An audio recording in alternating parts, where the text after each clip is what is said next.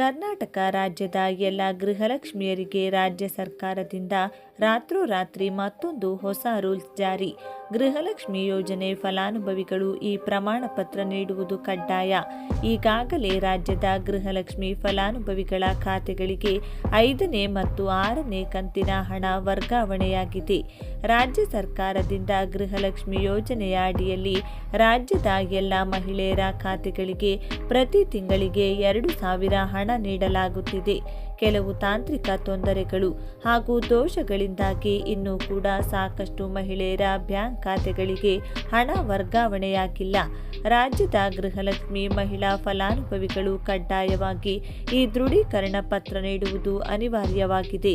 ಬನ್ನಿ, ನೀವು ಕೂಡ ಗೃಹಲಕ್ಷ್ಮಿ ಯೋಜನೆಯ ಫಲಾನುಭವಿಗಳಾಗಿದ್ರೆ ಅಥವಾ ನಿಮ್ಮ ಮನೆಯಲ್ಲಿ ತಾಯಿ ಅಥವಾ ತಂಗಿ ಅಥವಾ ಅಕ್ಕ ಹೀಗೆ ಯಾರಾದರೂ ಹಣ ಪಡೆದುಕೊಳ್ಳುತ್ತಿದ್ರೆ ತಪ್ಪದೆ ಈ ವಿಡಿಯೋವನ್ನು ಲೈಕ್ ಮಾಡಿ. ನಮ್ಮ ಖಾತೆಗೆ ಹಣ ಬರಬೇಕಾದ್ರೆ ಈ ದಾಖಲೆ ಸಲ್ಲಿಸುವುದು ಕಡ್ಡಾಯ. ಅಂದ್ರೆ ಈ ದೃಢೀಕರಣ ಪತ್ರ ನೀಡುವುದು ಕಡ್ಡಾಯ. ಯಾವ ದೃಢೀಕರಣ ಪತ್ರ ನೀಡಬೇಕು, ಹೇಗೆ ಮತ್ತು ಎಲ್ಲಿ ಸಲ್ಲಿಸಬೇಕು, ಇನ್ಮುಂದೆ ಬರುವ ಹಣ ನಿಲ್ಲುತ್ತದೆಯೇ ಅಥವಾ ಮುಂದೆ ಹಣ ಬರುವುದು ಬಂದಾಗುತ್ತಾ?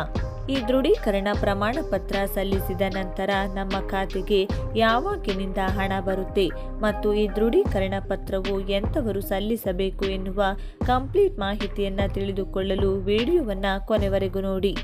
ರಾಜ್ಯ ಸರ್ಕಾರದ ಗ್ಯಾರಂಟಿ ಯೋಜನೆಗಳಲ್ಲಿ ಒಂದಾದ ಗೃಹಲಕ್ಷ್ಮಿ ಯೋಜನೆಯಡಿ ಯಜಮಾನಿಯರಿಗೆ 2,000 ರೂಪಾಯಿ ನೀಡಲಾಗುತ್ತಿದ್ದು, ಕೆಲವರಿಗೆ ಹಣ ಬಂದಿಲ್ಲ.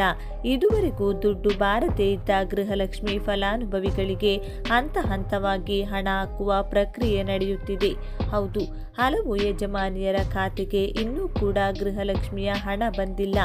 ಇದನ್ನು ಗಂಭೀರವಾಗಿ ಪರಿಗಣಿಸಿದ ಮಹಿಳಾ ಮತ್ತು ಮಕ್ಕಳ ಅಭಿವೃದ್ಧಿ ಇಲಾಖೆ ವಿದ್ಯುನ್ಮಾನ ನಾಗರಿಕ ಸೇವಾ ವಿತರಣಾ ನಿರ್ದೇಶನಾಲಯದೊಂದಿಗೆ ಸಭೆ ನಡೆಸಿ ಮಹತ್ವದ ನಿರ್ಧಾರ ಕೈಗೊಂಡಿದೆ. ಗೃಹಲಕ್ಷ್ಮಿಯರಿಗೆ ಐಟಿ ಅಥವಾ ಜಿಎಸ್ಟಿ ವ್ಯಾಪ್ತಿಗೆ ಬರುವುದಿಲ್ಲ ಎಂದು ದೃಢೀಕರಣ ಪತ್ರ ನೀಡಲು ಸರ್ಕಾರ ನಿರ್ಧರಿಸಿದೆ. ಗೃಹಲಕ್ಷ್ಮಿ ಯೋಜನೆಗೆ ನೋಂದಣಿಯಾಗಿದ್ದು ವಾಸ್ತವವಾಗಿ ತೆರಿಗೆ ಪಾವತಿಸದಿದ್ದರೂ ಐಟಿ ಅಥವಾ ಜಿಎಸ್ಟಿ ತೆರಿಗೆದಾರರೆಂದು ಪೋರ್ಟಲ್ನಲ್ಲಿ ತೋರಿಸುತ್ತಿತ್ತು. ಇದರಿಂದಾಗಿ ಯೋಜನೆಗೆ ಫಲಾನುಭವಿಗಳಾಗಲು ನೋಂದಣಿ ಮಾಡಿಸಿ 6 ತಿಂಗಳಾಗಿದ್ದರೂ ಬಹಳಷ್ಟು ಮಹಿಳೆಯರು ಸರ್ಕಾರದಿಂದ ಹಣ ಪಡೆಯಲು ಸಾಧ್ಯವಾಗಿರಲಿಲ್ಲ. ಈ ಹಿನ್ನೆಲೆ ಇಲಾಖೆ ಯಜಮಾನಿಯರಿಗೆ ಐಟಿ ಅಥವಾ ಜಿಎಸ್ಟಿ ವ್ಯಾಪ್ತಿಗೆ ಬರುವುದಿಲ್ಲ ಎಂದು ದೃಢೀಕರಣ ಪತ್ರ ನೀಡಲು ಸರ್ಕಾರ ನಿರ್ದೇಶಿಸಿದೆ. ಅರ್ಹರು ಸಂಬಂಧಪಟ್ಟ ಐಟಿ ಅಥವಾ ಜಿಎಸ್ಟಿ ಪ್ರಾಧಿಕಾರಗಳಿಂದ ತಾವು ತೆರಿಗೆ ವ್ಯಾಪ್ತಿಯಲ್ಲಿ ಬರುವುದಿಲ್ಲ ಎಂದು ದೃಢೀಕರಣ ಪತ್ರ ಪಡೆದು ಆಯಾ ತಾಲೂಕು ಶಿಶು ಅಭಿವೃದ್ಧಿ ಯೋಜನಾ ಕಚೇರಿ ಸಲ್ಲಿಸಬೇಕು. ಈ ಕಚೇರಿಯವರು ತಮ್ಮ ತಾಲೂಕಿಗೆ ಸಂಬಂಧಪಟ್ಟ ಅರ್ಹರ ದಾಖಲೆಗಳನ್ನು ಜಿಲ್ಲಾ ಉಪನಿರ್ದೇಶಕರ ಕಚೇರಿಗೆ ತಲುಪಿಸಬೇಕಿದೆ. ನಂತರ ಜಿಲ್ಲಾ ಉಪನಿರ್ದೇಶಕರು ತಮ್ಮ ಜಿಲ್ಲೆ ವ್ಯಾಪ್ತಿಯ ಪ್ರಕರಣಗಳ ಮಾಹಿತಿಯನ್ನು ಪ್ರಧಾನ ಕಚೇರಿಗೆ ಸಲ್ಲಿಸಬೇಕು. ಇಲ್ಲಿಂದ ಈ ಆಡಳಿತ ಇಲಾಖೆಯ ಕುಟುಂಬ ತಂತ್ರಾಂಶದ ವಿಭಾಗಕ್ಕೆ ರವಾನೆಯಾಗಲಿದ್ದು ಅರ್ಜಿಗಳ ಪುನರ್ ಪರಿಶೀಲನೆ ನಡೆಯಲಿದೆ.